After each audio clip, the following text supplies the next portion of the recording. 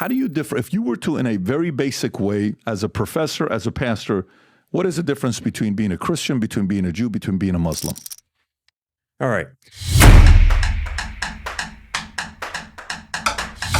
Hey, my name is Pastor Brandon Hendricks with No Limit Ministry, where we're zealously committed to the truth of the gospel message. Today, we're going to be examining a clip posted by Bible Alive involving a powerful exchange between Patrick Bet-David, who many of you are familiar with, and famous apologist Cliffe Knechtle. And in it, they wrestle with this question: what's the big difference between Christianity and Islam? What is the difference between being a Christian, between being a Muslim? Muslims believe that Jesus was a very good prophet, and a typical devout Muslim has far more respect for Jesus than a typical American, because a devout Muslim believes that Jesus was born of a virgin, lived a sinless life, and because he was such a good prophet, God would never allow him to die on a cross, so he took him to heaven. So the cross and the resurrection are wiped out.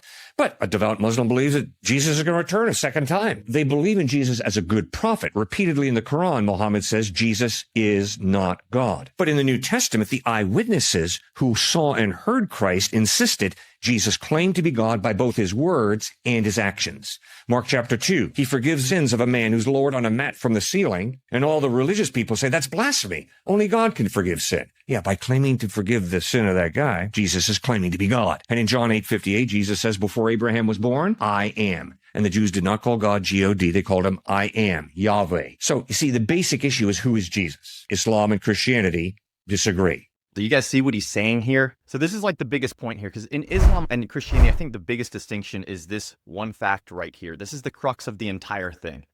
If Jesus isn't God, he can't accomplish what he says he tried to accomplish. And this is what you have to understand is so important about the differences between Christianity and Islam. For every other religion, not just Islam, every other religion in the world, it's about what you can do to reconcile yourself to God. Christianity is the only instance where it's not about what we do. It's about what he did.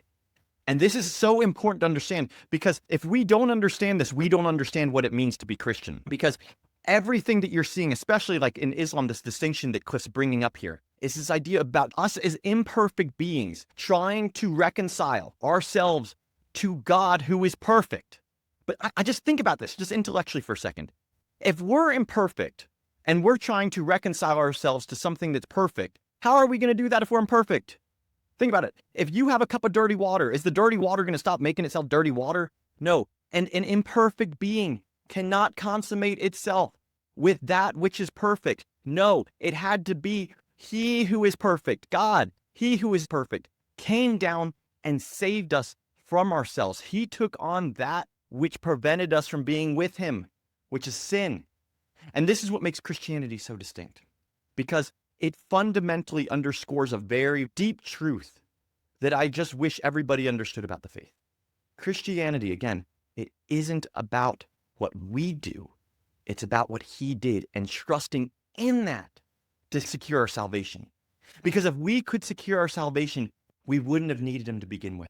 And the truth is, no knock on every other religion, because I look at everybody as a brother and sister out there, I just think that they're missing the full scope of the truth, which is Christ. Because if we could do it without God, we'd have no need for him. It has to be that God did what was necessary to breach the chasm between us. It had to be God. And this is what makes the distinction so unique. This is what Cliffe is getting at when he's talking to Patrick Bet-David here. Understanding what makes Jesus unique is so important. So if you'd like to find out more about how Jesus is often misrepresented by those in Christianity's roots of Judaism, check out this response I made to this famous rabbi's video here. And as always, please remember to like, comment, and subscribe for more content uncovering the truth of the gospel message. To God be the glory.